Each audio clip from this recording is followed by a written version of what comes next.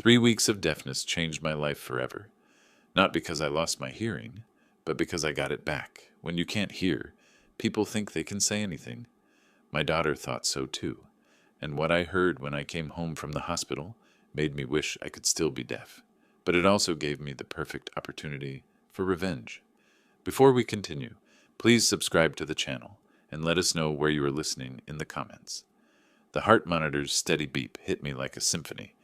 After 3 weeks of absolute silence, that simple electronic pulse sounded more beautiful than any music Margaret and I had ever danced to.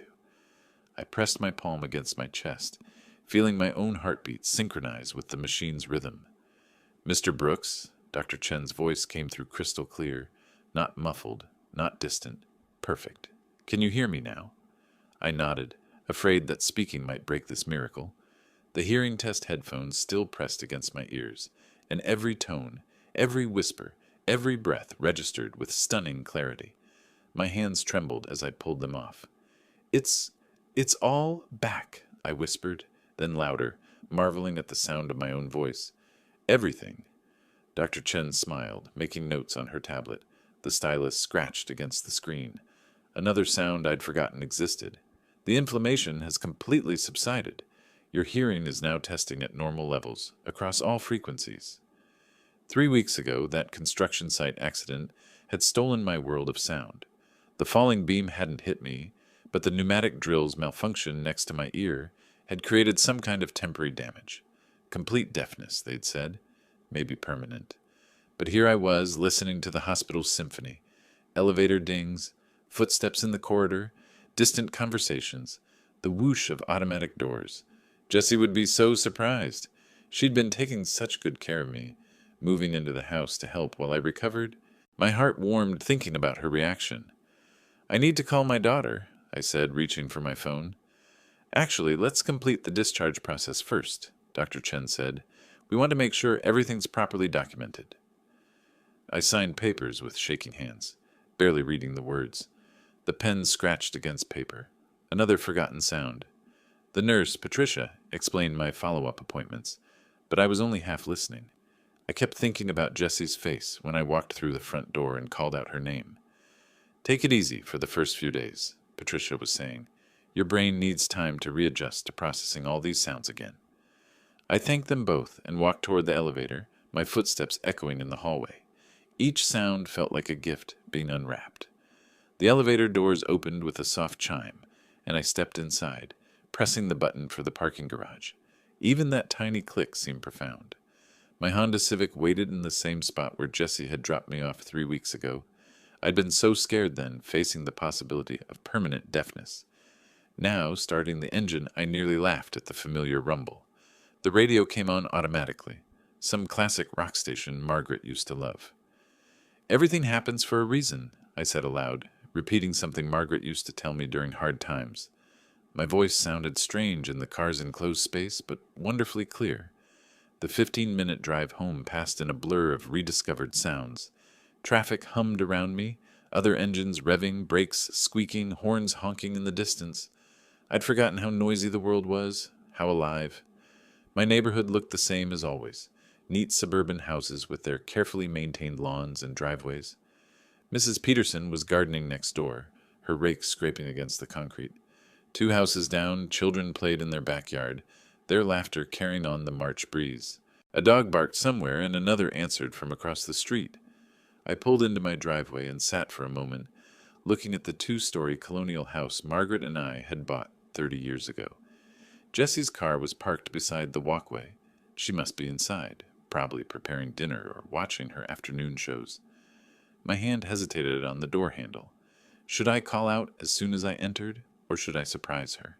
Maybe find her in the kitchen and just start talking normally. Watch her face transform with joy and amazement. I decided on the surprise. Walking up the front steps, I heard voices from inside.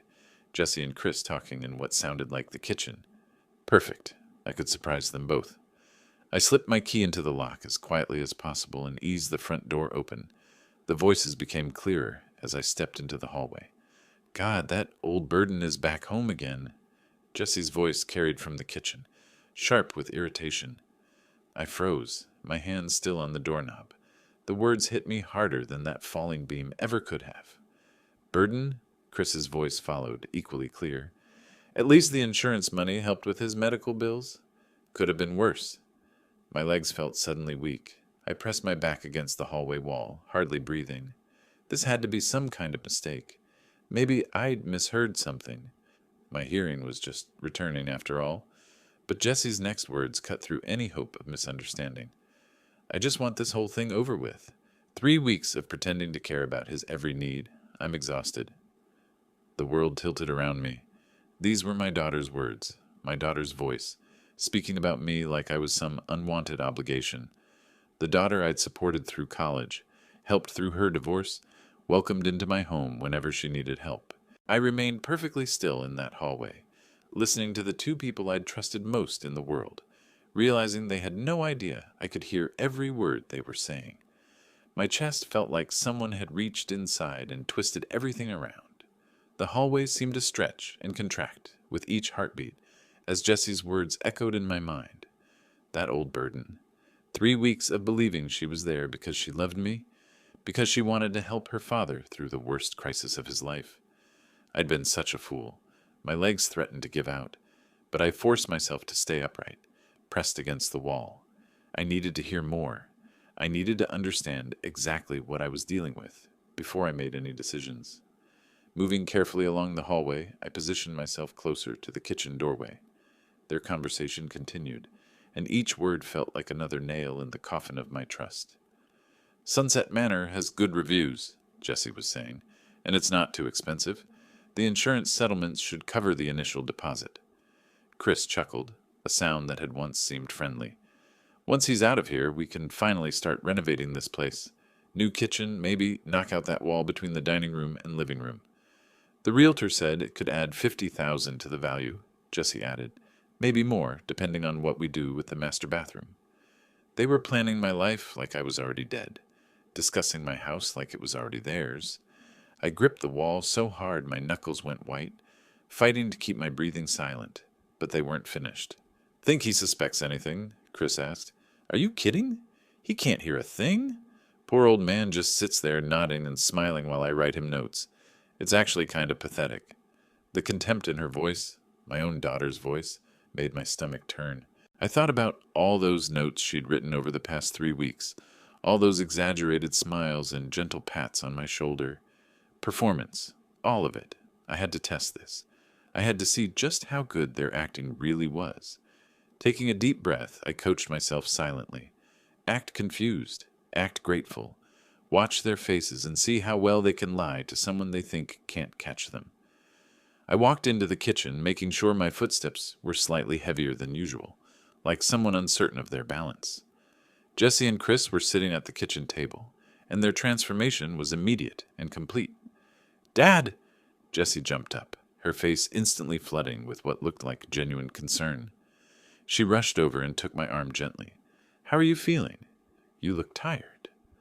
The same voice that had called me a burden 60 seconds ago now dripped with fake sweetness. I let myself lean into her touch, playing the part of the grateful, confused father. Chris raised his voice unnecessarily, the way people do when they think someone can't hear properly. Hey there, Thomas. How did the appointment go? I nodded and shrugged, then pointed to my ears with a questioning expression. Jessie immediately grabbed a notepad from the counter. She'd gotten quite good at this routine over the past 3 weeks. She wrote, Doctor says hearing might return soon. That's wonderful news. I read the note, letting hope flood my expression. Inside, I cataloged every detail of her performance. The way she widened her eyes to look excited. The way she squeezed my shoulder like she was sharing in my joy. The way Chris nodded enthusiastically beside her, as if he cared about anything other than when I'd be out of his way. Chris leaned forward and wrote his own note. Maybe we should start looking into care options for when you're feeling stronger. Just temporary, until you're fully recovered. Jessie added quickly, writing below his words, just so you have help with medications and physical therapy. Nothing permanent. I nodded eagerly, like this sounded like wonderful news. Inside, I noted how smoothly they'd transitioned from discussing nursing homes for my convenience to presenting it as temporary medical care. They'd thought this through. For the next few minutes, I played my part perfectly. I pointed at things and looked confused when they responded verbally. I nodded gratefully when Jessie wrote down questions about whether I was hungry or needed anything. I even managed what I hoped looked like a tired but contented smile when Chris patted my back and wrote, "We're so glad you're okay." Every gesture felt like swallowing poison, but I forced myself to maintain the performance. I needed to know more. I needed to understand exactly what they had planned and how long I had before they tried to execute it. Finally, I pointed upstairs and wrote my own note. Tired, going to rest. Jessie actually hugged me, and said loudly, "Of course, Dad. You rest as much as you need to." I walked slowly toward the stairs, feeling their eyes on my back. Just before I reached the first step, I heard Chris's voice, much quieter now, but still perfectly clear to my restored hearing. He bought it completely. I climbed those stairs one deliberate step at a time, my hand gripping the banister to keep from shaking. When I reached my bedroom, I closed the door quietly and sat on the edge of the bed Margaret and I had shared for 30 years. The house felt different now. The walls that had always meant safety and family now felt like a trap. The daughter I'd raised and loved had become a stranger wearing Jessie's face, and I was apparently nothing more than an obstacle between her and my money. I stared at the framed photo on my nightstand, Jessie at her college graduation, her arm around my shoulders, both of us grinning at the camera. That girl was gone, if she'd ever really existed at all. But I was far from helpless. They thought they were dealing with a confused, deaf old man who would gratefully accept whatever scraps of care they threw his way. They had no idea what they'd awakened. Margaret's wedding ring still sat in the small dish on my nightstand. I picked it up with trembling fingers, remembering how she used to twist it when she was thinking. She would have known what to do about Jessie. She always saw through people better than I did. From downstairs, I could hear their voices continuing in the kitchen. They thought they had all the time in the world to plan my future. I set Margaret's ring back and moved carefully toward my bedroom door. The old house had excellent acoustics. I'd helped design some renovations myself 20 years ago. The heating vent near the stairs carried sound from the kitchen beautifully, and if I positioned myself just right in the hallway, I could hear everything. I tested each step, remembering which floorboards creaked. The third step groaned on its left side, but the right edge stayed silent. Knowledge from decades of living here, now serving a purpose I'd never imagined.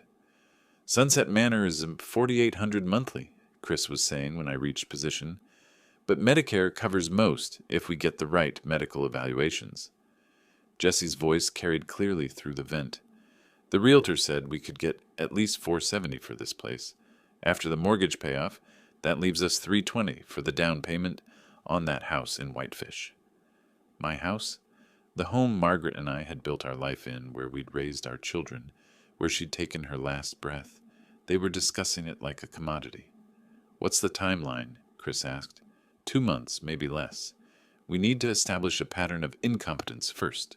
Document incidents, memory issues. Dr. Henderson owes me a favor from when I helped him buy that Camaro. He could write up whatever evaluation we need. I gripped the banister so hard my knuckles went white. They weren't just planning to abandon me. They were planning to fabricate evidence of mental decline. My own daughter was plotting to destroy my reputation and independence. Footsteps moved across the kitchen floor, and Jessie's voice grew closer.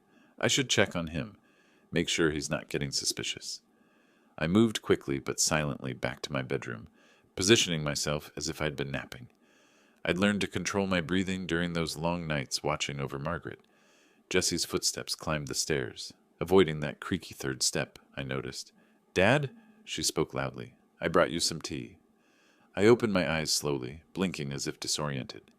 Jessie stood in my doorway holding a steaming mug, her face arranged in loving concern that made my stomach turn. She set the mug on my nightstand, right next to Margaret's ring dish. The symbolism wasn't lost on me, my wife's memory displaced by my daughter's deception. "You looked tired earlier," Jessie said, speaking slowly. "Are you feeling okay?" I nodded and reached for the notepad. I wrote, "Thank you. You're so good to me." The words tasted like poison, but Jessie's smile brightened. She patted my shoulder with what might have looked like affection to anyone who couldn't see the calculation in her eyes. Rest as much as you need, Dad. Chris and I are taking care of everything. After she left, I lay still, listening to her footsteps retreat. Then I heard her voice again, reporting back to Chris. He's completely clueless, just like we planned. Drinking his tea like a good little patient, Chris chuckled. Perfect. Maybe we should accelerate the timeline. Why wait 2 months? Henderson could do the evaluation next week. We say Dad's been having episodes, wandering confused, forgetting to eat, leaving the stove on, standard dementia stuff. Jesse paused, and I found myself holding my breath. That could work, if we document a few more incidents over the next couple weeks. Exactly. By month's end, we could have him placed and be looking at house listings. I stared at the ceiling, mind racing. They weren't just betraying me. They were planning to erase me, strip away my independence, my dignity, my home, everything that made life worth living. But they'd made one crucial mistake. They thought they were dealing with a helpless, deaf old man who would accept whatever fate they chose. They had no idea that every word they spoke was building my case against them. I reached for my wallet and pulled out a business card I'd kept there for 3 years. Robert Henley, attorney at law. He'd handled Margaret's estate and had been encouraging me to update my own will. Tomorrow, I would call Bob. Tonight, I would listen to every word they said. They wanted to play games with an old man's life. I was about to show them exactly how dangerous that could be. The business card felt substantial between my fingers as I walked to my study, the room where I'd managed our family finances for 30 years. Robert Henley's number was printed in conservative blue ink, matching the folder where I kept important documents. I pulled open the filing cabinet and began searching through years of organized records. Bank statements, tax returns, receipts, the paper trail of a life spent providing for others. What I found made my chest tight with pain. Jesse's wedding receipt, $35,000. I remembered cashing out part of my 401k, working overtime for months to rebuild what I'd lost. Make it perfect, Dad, she'd said. Mom would have wanted everything beautiful. Student loan statements, $28,000 in payments I'd made after her graduation. Jesse crying in my kitchen, 20 years old and terrified. Dad, I can't finish school. The debt is too much. I'd written those checks without hesitation. Apartment down payment, $15,000. Another chunk of my retirement, another sacrifice made gladly because she was my daughter and needed help. But here was something else. Margaret's medical bills from those final months. $67,000 in treatments insurance hadn't covered. Bills I'd paid alone while Jessie found excuses to stay away. I can't handle seeing her like this, Dad. The numbers blurred as my hands shook. Over $100,000 given freely to a daughter who now called me a burden. I pulled out a photo from Jessie's college graduation. She stood between Margaret and me, arms around both our shoulders, smile radiant with possibility. I couldn't have done this without you, Dad, she'd whispered. I'll never forget how much you sacrificed. The memory triggered others, flooding back like water through a broken dam. Jessie at 19, sobbing over student debt. Everyone else has parents who can help them. Not thinking about the extra shifts I was already working, the vacation I'd canceled to afford her textbooks. Jessie at 25, planning her wedding. You'll always have a home with us, Dad. Always. That's a promise. Chris nodding beside her, his thank you rehearsed, even then. Jessie at 32, missing Margaret's funeral planning because Chris had a work event. You understand, don't you? It's a big promotion opportunity. Mom would want him to go. Standing alone in the funeral director's office while my daughter networked 2 states away, and Margaret, in those final weeks, asking the question that broke my heart. Where's Jessie today? Me, lying with practiced ease. She'll come tomorrow, sweetheart. She's just busy. Margaret nodding, accepting the lie because she wanted to believe her daughter cared. The pattern was clear now. Jessie, taking, always taking, while offering promises as currency for future needs. And me, enabling every request because I confused generosity with love. I opened my current bank statement and compared it to nursing home costs. Sunset Manor at $4,800 monthly would consume my savings in less than 4 years, but that wasn't their concern. They wanted the house money up front for their new life in Whitefish. When had Jessie last called just to talk? When had she asked about my day, my health, my loneliness. Every conversation ended with a request: help with Chris's car payment, loan money for vacation, contribute to their anniversary cruise. Margaret had seen the truth even then, had tried to warn me in her gentle way. "You're creating a dependency, Thomas," she'd said after I'd paid for Jessie's third car repair in 6 months. "She needs to learn to solve her own problems." "She's our daughter," I'd argued. "We help family." "There's a difference between helping and enabling," Margaret had replied, "and there's a difference between gratitude and entitlement." Now, surrounded by evidence of my misguided generosity, I understood what my wife had been trying to tell me. Jessie hadn't learned to appreciate my help. She'd learned to expect it. When I became the one needing care, she'd seen only a burden blocking her access to what she'd always considered rightfully hers. I looked at the photo one more time, then placed it face down in the drawer. The girl in that picture was gone. In her place was a woman who would fabricate mental illness to steal my independence, who would conspire with a doctor to declare me incompetent, who would sell the home where her mother died to fund her own dreams. But I wasn't confused. I was angry, and I was going to call Robert Henley first thing in the morning. I reached for my address book, flipping to the H section where I'd written his home number years ago. Some conversations couldn't wait for business hours. Jessie had taught me a valuable lesson about family loyalty. Now I was going to teach her one about consequences. I woke the next morning with Robert Henley's business card still clutched in my hand. The numbers on my alarm clock read 7:30 a.m., and I could already hear Jessie moving around in the kitchen below, preparing what she probably considered her daily performance of caring daughter. From my bedroom window, I watched Chris loading something into their car. Their voices drifted up through the morning air, something about shopping and errands.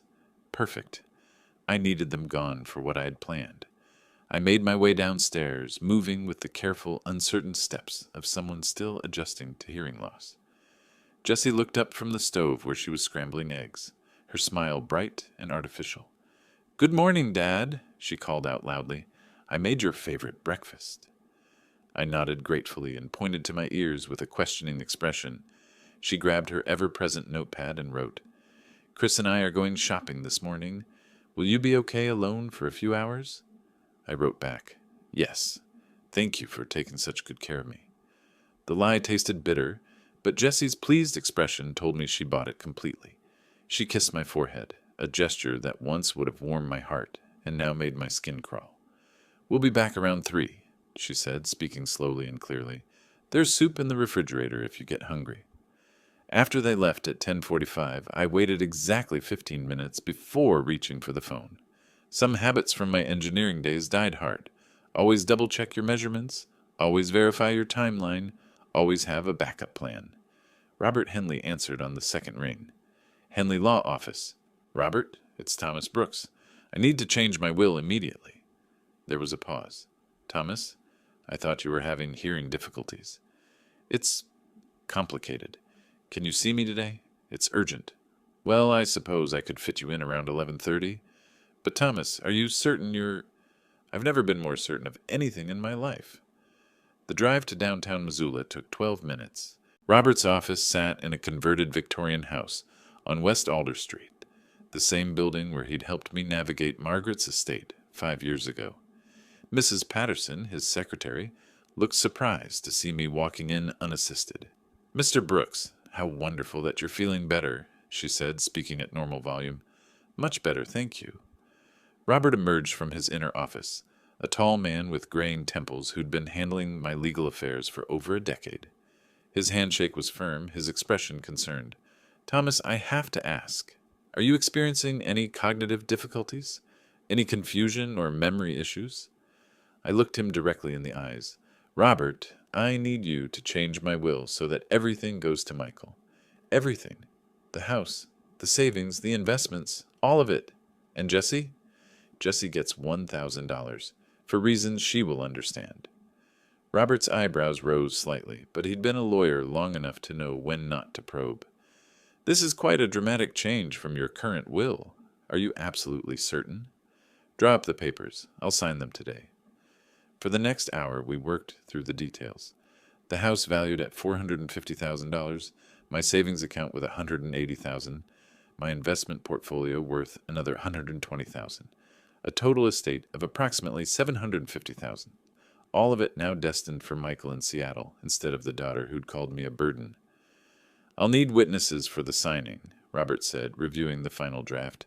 "Use your staff. And Robert, I want a copy to take home with me today." That's unusual, but certainly doable. By 1:15 p.m., the new will was signed, witnessed, and filed. I walked out of Robert's office with a sealed envelope containing a copy, feeling lighter than I had in weeks, not because of what I'd taken away from Jessie, but because of what I'd taken back, control over my own life. At home, I placed the envelope prominently on the kitchen counter, right where Jessie would see it when she returned from shopping. Then I positioned myself in the living room with the newspaper, settling into my recliner where I could hear everything that happened in the kitchen. At 2:45 p.m., I heard their car doors slam in the driveway. Jessie's voice carried through the front door. "Hope he didn't try to cook anything while we were gone." The front door opened, followed by the rustle of shopping bags and footsteps heading toward the kitchen. Then silence. Then a sharp intake of breath that could have cut glass. The envelope crackled as Jessie tore it open. I could hear every sound from my position in the living room. The rip of paper, the rustle of documents, then absolute stillness that seemed to stretch forever. "Chris!" Her voice was barely a whisper. "Chris, get in here. Now!" Footsteps pounded across the kitchen floor. "What's wrong? You look like you've seen a... Look at this!" Papers rustled frantically. "That old bastard changed his will." I held my breath, straining to catch every word while maintaining my sleeping pose behind the newspaper. "What do you mean changed it?" Chris's voice was sharp with alarm. Jessie read aloud, her voice shaking with rage. "To Michael Brooks, my son, I leave my entire estate, including but not limited to my residence at 847 Maple Drive, all bank accounts, investment portfolios, and personal property." "That can't be legal. When did he do this?" "It's dated today." "Today, Chris?" "While we were out buying groceries like good little caretakers, he was downtown signing away our future." A chair scraped against the floor, followed by the sound of someone pacing. "How much are we talking about?" "The house alone is worth $450, plus his savings, his investments." Jessie's voice cracked. "We just lost over $700,000 to my brother who hasn't visited in 2 years. There has to be a way to challenge this. Mental incompetence, undue influence, something." Jessie's laugh was bitter and sharp. "Oh, there's more. Listen to this gem. To Jessica Brooks Miller, my daughter, I leave the sum of $1,000, for reasons she will understand." The kitchen fell silent except for the sound of heavy breathing. "For reasons she will understand," Chris repeated slowly. "What the hell does that mean?" "It means he knows." Jessie's voice had gone cold, calculating. "Somehow that senile old man figured out what we were planning." "That's impossible. He can't hear a damn thing. We've been talking right in front of him for weeks. Then explain this." Papers slammed down on the counter. "Explain how a confused, deaf old man managed to get himself to a lawyer's office and rewrite his entire will without us knowing." I forced myself to breathe, slowly, evenly, maintaining the rhythm of someone peacefully napping. Every instinct screamed at me to smile, to laugh, to reveal the beautiful trap I'd set. But the game was far from over. Okay, Chris said, his voice taking on a forced calm. "Let's think about this logically. Maybe he's not as out of it as we thought. Maybe he's been testing us." "Testing us?" Jessie's voice rose dangerously. "Testing us by pretending to be deaf while we planned his future? That manipulative son of a... Keep your voice down. He's right in the next room." "I don't care if he hears me. If he's been playing games, then the games are over." Footsteps moved toward the living room. I closed my eyes completely and let the newspaper droop slightly in my hands. The picture of an elderly man dozing in his chair. "Dad?"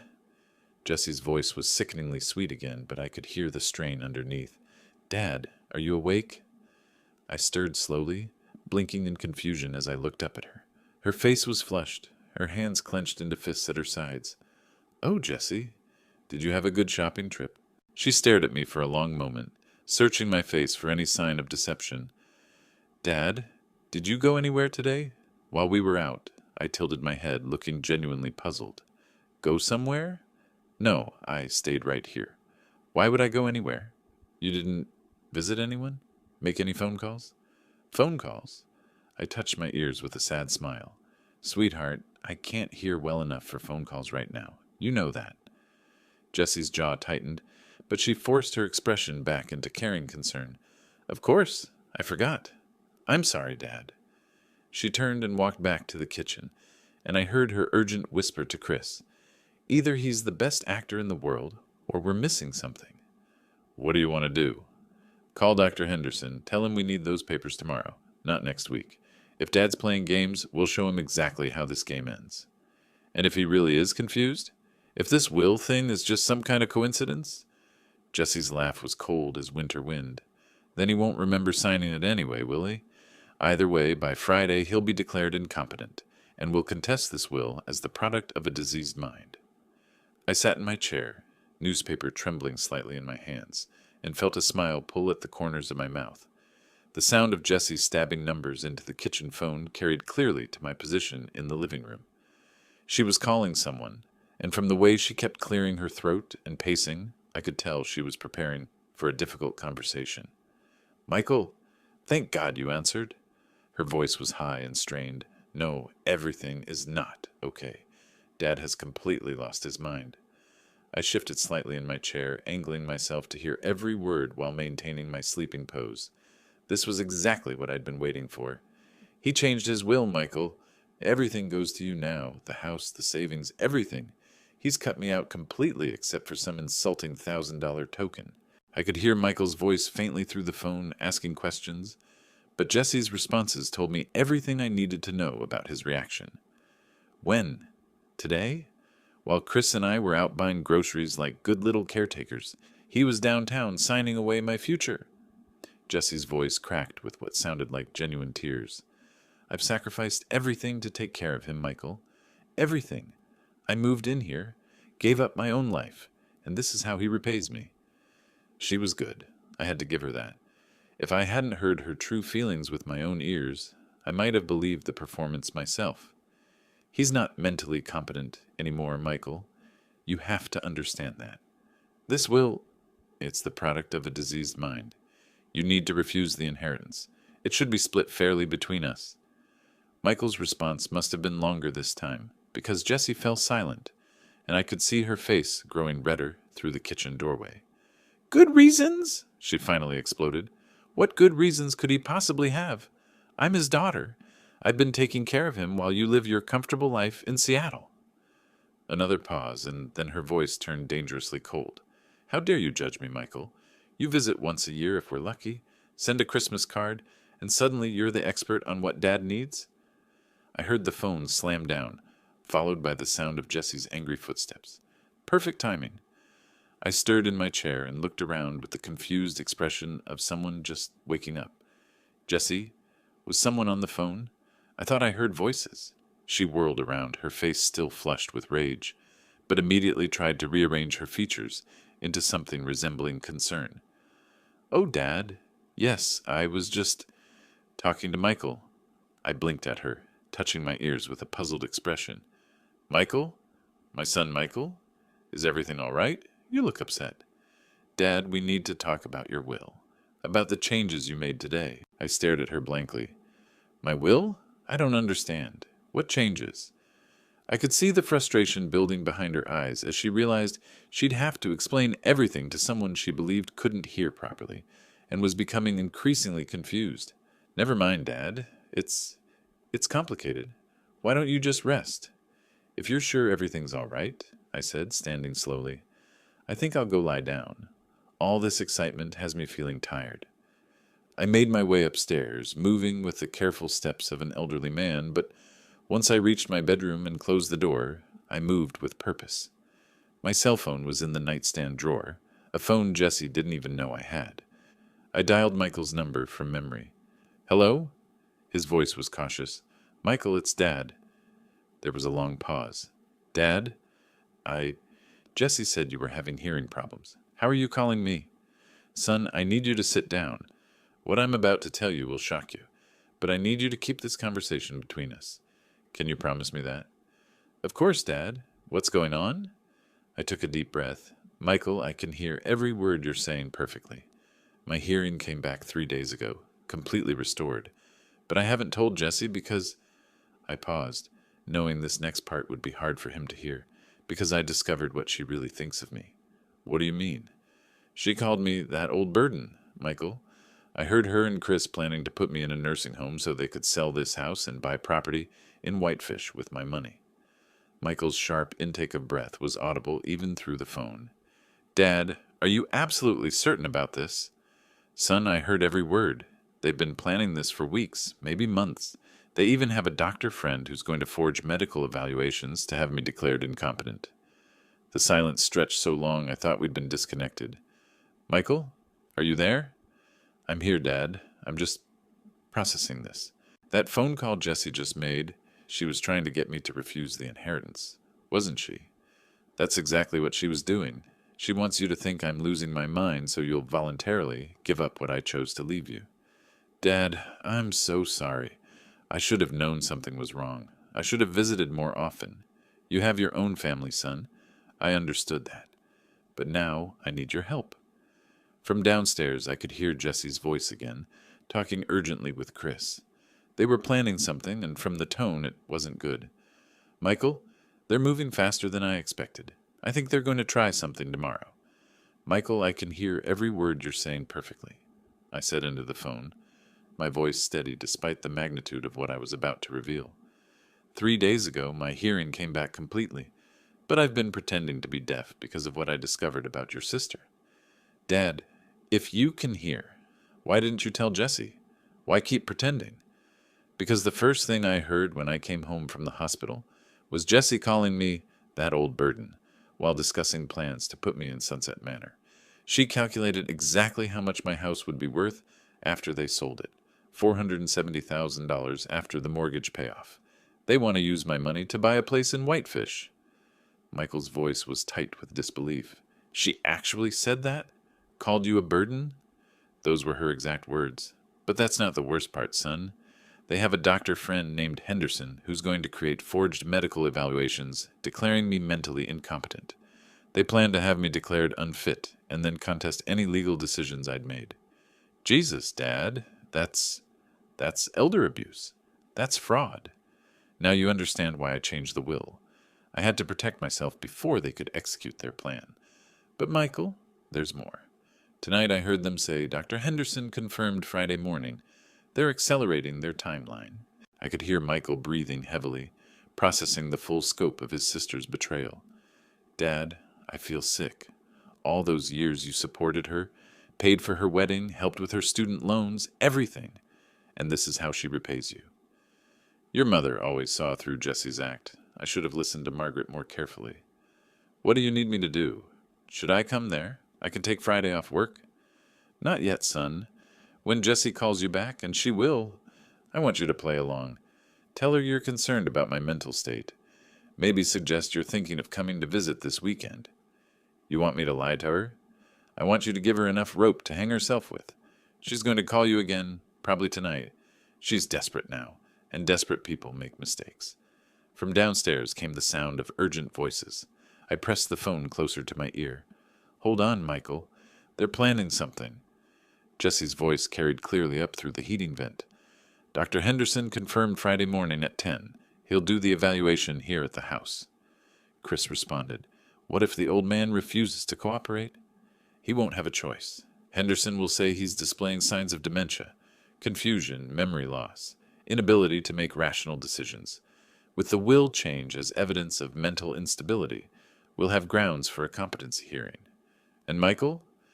Michael's having doubts about Dad's mental state. I planted the seeds tonight. If I call him back tomorrow with more concerns, he might even support having Dad evaluated. I returned to the phone, my voice grim. Michael, did you hear any of that? Enough. Dad, they're planning to have you declared incompetent on Friday morning. We can't let that happen. No, we can't. But I have an idea. When Jessie calls you tomorrow, I want you to sound worried about me. Tell her you think an evaluation might be a good idea. Dad, I don't like lying to family. Son, She stopped being family the moment she decided to steal my independence and sell my home. She's counting on your decency to help her commit fraud." Michael was quiet for a moment. "You're right. What else do you need me to do?" "Keep playing the concerned brother until I give you the signal. And, Michael, document everything she tells you. Every lie, every manipulation. We might need it later." "What are you planning, Dad?" I looked around my bedroom. Margaret's jewelry box on the dresser, our wedding photo on the nightstand, the life we'd built together in this house that Jessie wanted to sell. "I'm planning to remind your sister exactly who she's been underestimating. She thinks she's dealing with a confused, helpless old man. Tomorrow, she's going to discover just how wrong she's been. Be careful, Dad. If she's desperate enough to commit fraud, there's no telling what else she might do. Don't worry about me, son. I survived 30 years as a construction engineer and 5 years of grief. I can handle one greedy daughter and her worthless husband." After we hung up, I sat in the darkness of my bedroom, listening to Jessie and Chris planning their final assault on my freedom. They had no idea their victim had been listening to every word, documenting every lie, and preparing his own surprise. Through the kitchen window blinds, I watched Jessie and Chris load shopping bags into their 2018 Ford Escape. Jessie was gesturing frantically at something on her phone while Chris checked his watch for the third time in 2 minutes. "We'll be back by 2 p.m., I heard Chris call toward the house, though they thought I couldn't hear him. "Don't forget, Dr. Henderson comes tomorrow at 10 sharp. Jessie's voice carried across the driveway in that artificially sweet tone she'd perfected over the past few days. "Dad, we're going shopping. Back soon." I remained motionless behind the blinds until their car disappeared around the corner. Then I allowed myself a smile. 3 hours, more than enough time to prepare their farewell gift. I walked slowly through the house, taking inventory. Jessie had made herself quite comfortable in the guest bedroom she'd claimed as her own. Her dresser drawers overflowed with expensive clothes, silk blouses, designer jeans, jewelry that glittered even in the dim light. All purchased, I noticed from the receipts scattered on her nightstand, with credit cards that showed my address as the billing location. Chris had claimed the guest closet for his belongings. 3 business suits, golf clubs, an expensive laptop, electronic gadgets I couldn't even identify. The price tags on his golf bag alone would have fed a family for a month. From the basement storage room, I retrieved 2 large suitcases Margaret and I had used for our anniversary trips to Yellowstone. The leather was still supple, the brass fittings still bright. These bags had carried happy memories once. Now they would carry something else entirely. I began with Jessie's things, folding each item with the same meticulous care I'd once used for architectural blueprints. Her wedding dress, preserved in plastic since her marriage to Chris. The photo albums from college, funded with my retirement money. The jewelry box I'd given her for her 16th birthday, now filled with pieces I'd never seen her wear. Chris's belongings went into the second suitcase. His expensive electronics, his collection of golf accessories, the leather portfolio containing R.R. sums and business cards from jobs he'd never quite managed to keep. Everything they'd brought into my house, everything they'd accumulated while living under my roof and planning my downfall. As I packed, I found myself remembering Margaret's words from Jessie's last visit before she got married. "That girl takes everything you give her and asks for more. When will it be enough, Thomas?" "Never," I said aloud to the empty room. "It will never be enough." I carried both suitcases to the living room and positioned them prominently in front of the couch, where they couldn't possibly be missed. The sight was striking. 2 pieces of expensive luggage sitting like silent accusations in the center of the room. My phone buzzed with a text from Michael. "How are you holding up, Dad? Still planning for this afternoon?" I typed back, "Everything ready? Wish me luck?" His response came quickly. "You've got this. She deserves everything that's coming to her." I settled into my recliner with the newspaper, positioning myself where I could see the front door clearly. The living room looked perfect. My 2 chairs, Margaret's china cabinet, the family photos on the mantel, and those 2 suitcases sitting like monuments to betrayal in the center of it all. At 1:45 p.m., I heard the familiar sound of their car pulling into the driveway. Car doors slammed, followed by Jessie's laughter about something Chris had said. Shopping bags rustled in their hands as they approached the front door. I took a deep breath and lowered my newspaper slightly, positioning myself for the performance of a lifetime. The key turned in the lock. "I think we got everything for tomorrow's—" Jesse's voice cut off mid-sentence as the front door swung open. The sound of shopping bags hitting the hardwood floor echoed through the hallway like gunshots. "What the hell?" Chris's voice was sharp with confusion. "Jesse, are these our suitcases?" I could hear Jessie's footsteps moving quickly across the floor, her breathing becoming rapid and shallow. "Dad? Dad, what is this?" she called out, her voice climbing toward hysteria. I kept my newspaper raised, savoring every second of their panic, while maintaining my pose of an elderly man peacefully reading. Then something extraordinary happened. Jesse's voice changed completely, filling with genuine excitement. "Oh my God, Chris, he's finally packed." "You mean the old man is actually leaving?" Chris caught on immediately, his voice lighting up with joy. "I can't believe it! Finally!" Jesse was practically laughing now. "He's going to Sunset Manor. We won't have to go through with the whole Dr. Henderson thing." "This is perfect." Chris was pacing now, his footsteps quick and energetic. "We can start the renovations next week. Maybe even call that contractor in Whitefish. $700,000, Chris. We're finally going to be free." They were celebrating. Actually celebrating what they thought was my surrender, my defeat, my willingness to disappear quietly from my own life. Every cruel word confirmed exactly who they really were. I slowly lowered my newspaper and looked directly at them. "No, sweetheart," I said in a perfectly clear, perfectly calm voice. "You are leaving my house." Jessie's face went white as paper. The excited smile froze on her lips before crumbling into an expression of pure horror. "Dad, did you hear me?" Her voice was barely a whisper. Chris stepped backward toward the door, his eyes wide with the dawning realization of what my clear speech meant. "Thomas, how long have you been able to hear?" I stood slowly from my chair, my joints feeling stronger than they had in years. "Every single word since I got home from the hospital, 3 days ago." Jessie's hand flew to her mouth. "You heard everything we said? Every conversation about me being that old burden, every discussion about selling my house, every plan to have me declared incompetent so you could steal my life?" Chris's face had gone from pale to red. "Thomas, we were just frustrated. We didn't mean—" "You meant every word," I cut him off. "I know exactly who you are now, Chris. Both of you." Jessie's eyes filled with tears, but I could see the calculation behind them. "Dad, we can explain. We were just worried about you. We thought you needed more care than we could provide. You calculated losing $700,000 of my money like it was already yours," I said, my voice steady and cold. "You planned to have me declared mentally incompetent, using forged medical evaluations."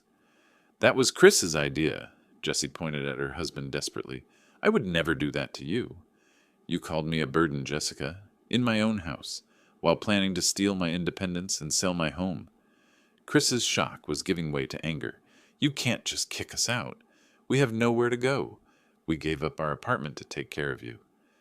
"You moved in here because you couldn't afford your own place," I replied calmly, "and now you'll learn what it's like to find one without my help." Jessie dropped to her knees beside my chair, grabbing my arm with both hands. "Please, Dad, I'm your daughter. I made a mistake, but I love you." I looked down at her, this woman who had taken everything I'd given her and still wanted more, who had planned to destroy my dignity and independence for money. "If you loved me, Jessica, you wouldn't have called me a burden. You wouldn't have planned to have me declared crazy. You wouldn't have celebrated what you thought was my defeat." I pointed to the suitcases. "You have everything you brought into my house. Everything you've accumulated while living here rent-free and planning my future. That's more than you deserve." Jessie's composure shattered completely. Tears streamed down her face as she dropped to her knees beside my chair, clutching at my arm with both hands. "Dad, you're breaking my heart. I'm your little girl. I'm your daughter." Her voice cracked with what might have sounded like genuine emotion to someone who hadn't heard her celebrating my supposed surrender just minutes earlier. "Please don't do this to me. Mom would be devastated to see you treating your own daughter this way." That was too much. I looked down at her with eyes as cold as winter frost. "Your mother warned me about your selfishness before she died, Jessica. She said, 'Watch out for Jessie. She only comes around when she needs something. Jessie's tear-streaked face went pale. She never said that. You're making it up. She said it after you asked me for $5,000 to pay for your anniversary cruise while she was in hospice care. That's not... I never... Jessie's voice faltered as the memory hit her. Chris stepped forward, trying a different approach. Thomas, look. We all made mistakes here. But we're family. We can work this out. Jessie seized on his words, her tears switching off like a faucet. Yes, Dad, we can fix this.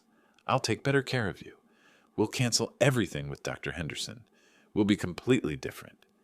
You showed me exactly who you really are, I replied steadily, and I believe you. But people change. Jessie's voice climbed toward hysteria. Give us another chance, please. Chris's attempt at reasonableness was cracking. His face reddened as his voice rose. You can't just throw us out like garbage. We have legal rights here. Actually, Chris, you have 0 legal rights to my house. You're not tenants. You're not family members with any claim. You're house guests who have worn out their welcome. We'll contest the will. Chris jabbed his finger at me. We'll prove you're mentally incompetent. No sane person would disinherit their own daughter. I smiled calmly. Good luck with that. My lawyer has recordings of all our conversations about your plans. The blood drained from Chris's face. What recordings? You can't record private conversations without consent. Of course, there were no recordings, but the psychological effect was immediate and devastating. Jessie's eyes went wide with terror. Dad, please. We were just stressed. We didn't mean any of it. We were scared and said stupid things. You meant every word. You calculated my net worth down to the last dollar. You planned my future like I was already dead. Chris's desperation was making him aggressive. Where the hell are we supposed to go? We don't have any money. We gave up our apartment to take care of you. You moved in because you couldn't afford rent, I corrected, and that's not my problem anymore. Jessie tried one final emotional manipulation, her voice taking on the wheedling tone she'd used as a child when she wanted something. Dad, I gave up my whole life to take care of you. I sacrificed everything. I loved Mom just as much as you did. You missed your mother's funeral planning because Chris had a work party in Denver. You told me it was a big opportunity that Mom would have wanted him to attend.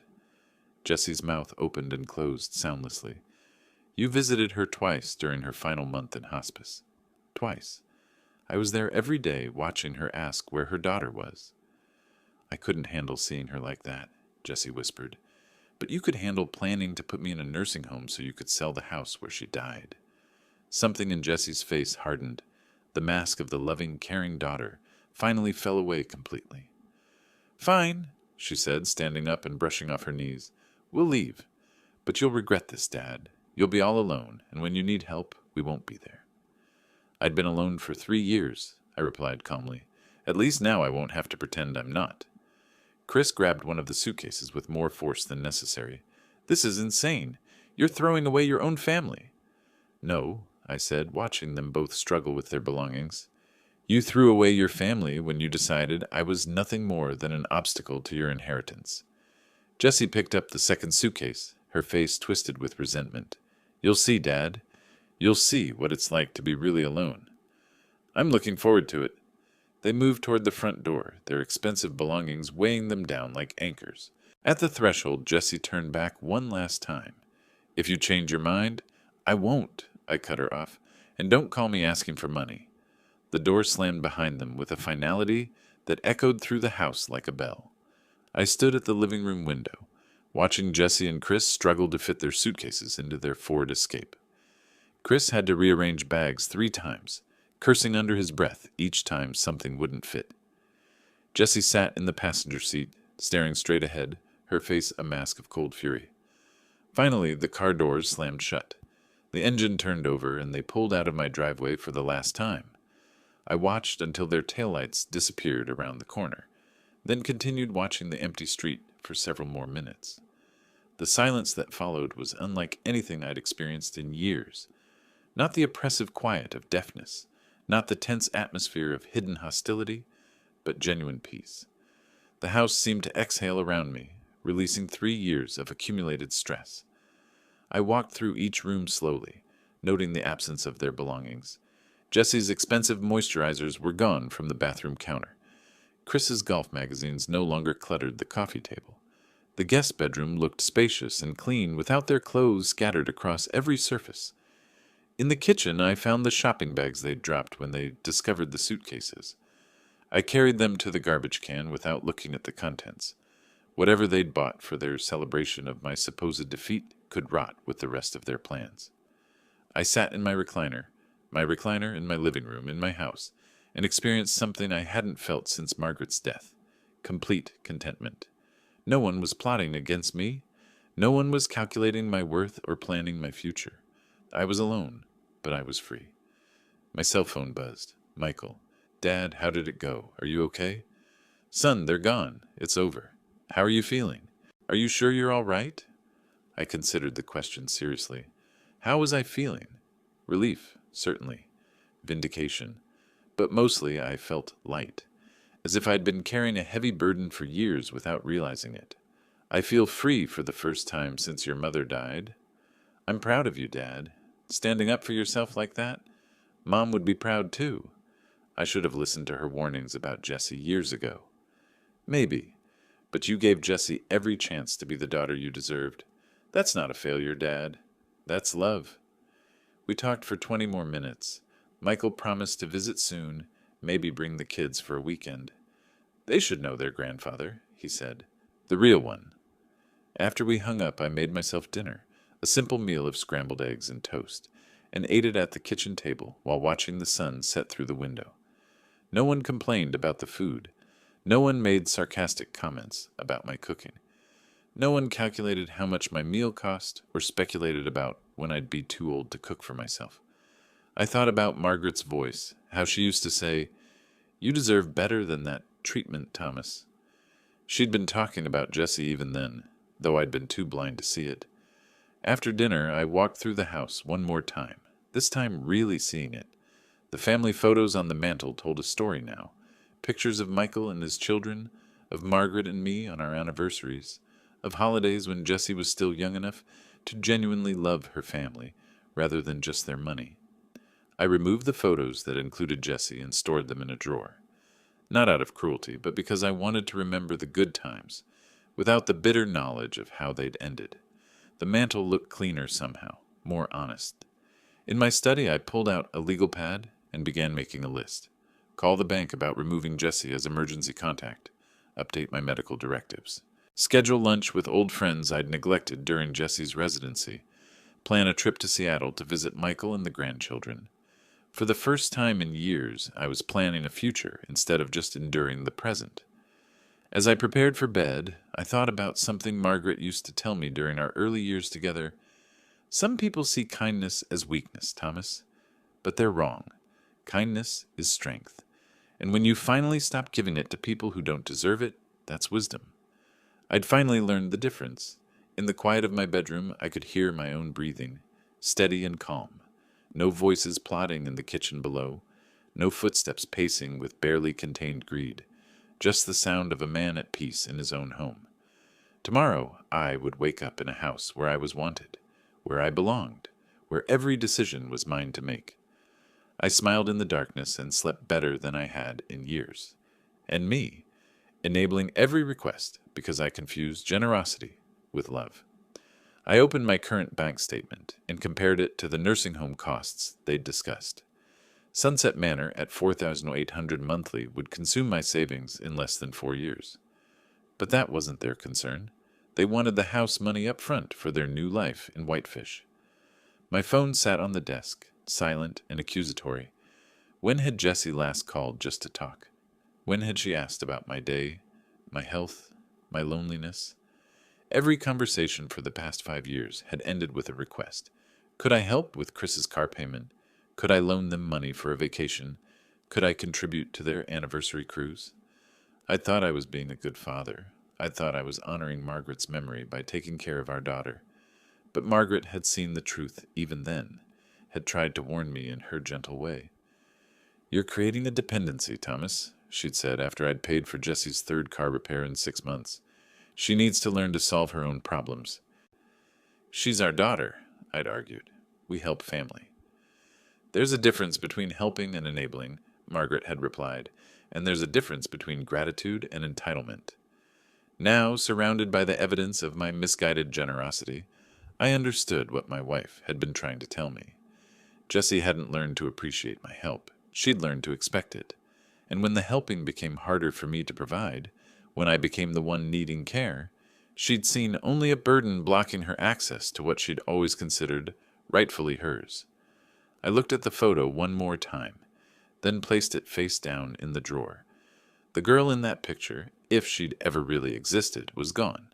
In her place was a woman who would fabricate mental illness to steal my independence, who would conspire with a borrowed doctor to declare me incompetent, who would sell the home where her mother died to fund her own dreams. They thought they were so clever, planning my future while I sat upstairs, deaf and docile. They thought they were dealing with a confused old man who would gratefully accept whatever scraps of care they offered. But I wasn't confused. I was angry, and I was going to call Bob Henley first thing in the morning. I reached for my address book, flipping to the H section where I'd written Bob's home number years ago. Some conversations couldn't wait for business hours. Jessie had taught me a valuable lesson about family loyalty. Now I was going to teach her one about consequences. If you liked this story, please like this video, subscribe to the channel, and share your impressions of this story in the comments. To listen to the next story, click on the box on the left. Thank you for watching.